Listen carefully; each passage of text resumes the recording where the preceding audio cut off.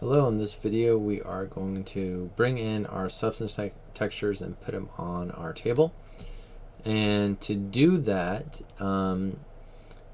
we have to load in our Substance Painter plugins for Maya. And we go over here, go to Windows, Settings and Preferences, Plugin Manager. So go in there and search for Substance. To load up all these, load up all those.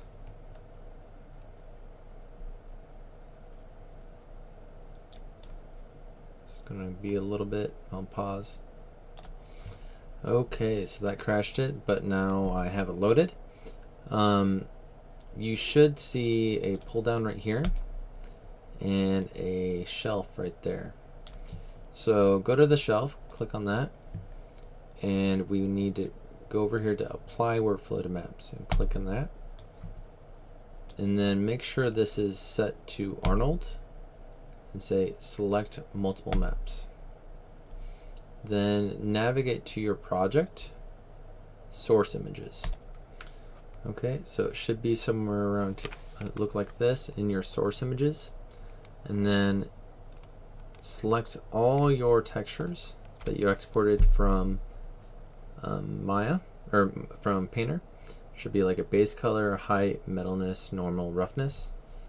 Then hit select, and it should automatically put all these in the correct spot. Now hit apply. Now you have to go up here to the hypershade, and you have to find that material that was just made. So it's usually just called a AI standard surface. So I'm going to right click over that and say graph selected, and you'll notice that this comes up. So this is our material.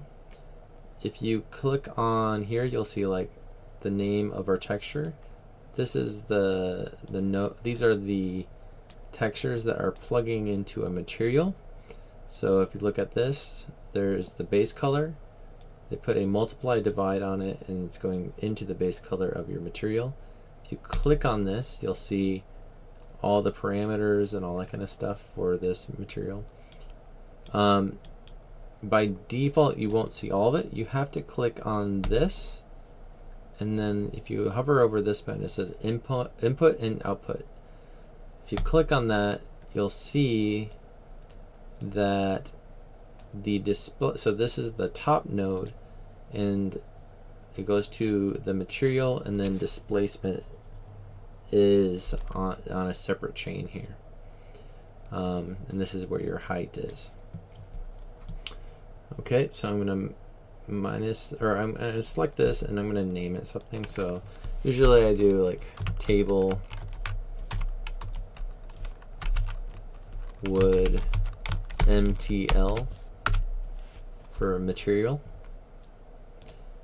And what we need to do is then select our table, and we can right click over it, hold down right click, and on the bottom there is something called assign existing material to just find the name of the material we made.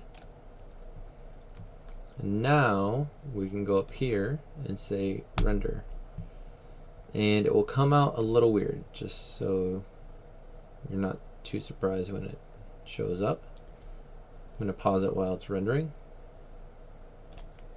Okay, and you'll look at this, and the quality isn't good at first, and it's kind of grainy, and it looks like my displacement is a bit chunky. So let's go over here, and we can go down here and save this image and see that this is our first image that we're rendering. And then I'm going to put this down just so I can have a full view, and I'm going to stop my render and get a little bit closer just so I can see really what's going on. This is kind of going to be where I'm going to be rendering most of the time, is that close. And if I look closely, it looks a bit crazy. Looks like kind of exploded. So now we need to adjust our displacement. And I'll stop this for now. And I'll save it. I'm going to save it off the screen. Save that image by hitting this button here to save the snapshot. And I'm going to go to my material. And we need to get to our displacement here because we need to set that. So remember, if we click on this and then hit this button, that should expand this out, so you should see these nodes. And what we'll need to do is click on this, and this scale right here is the number that's a little too big. If we remember in Painter, the scale was very low. So if we go over here, remember this up here, and we went all the way down to the bottom, we set the scale of this to 0.005. So we need to go over here and set this to a small number too. I'm going to try a 0.01, and I'm just going to go till it looks good. And I'm going to render it out. Render.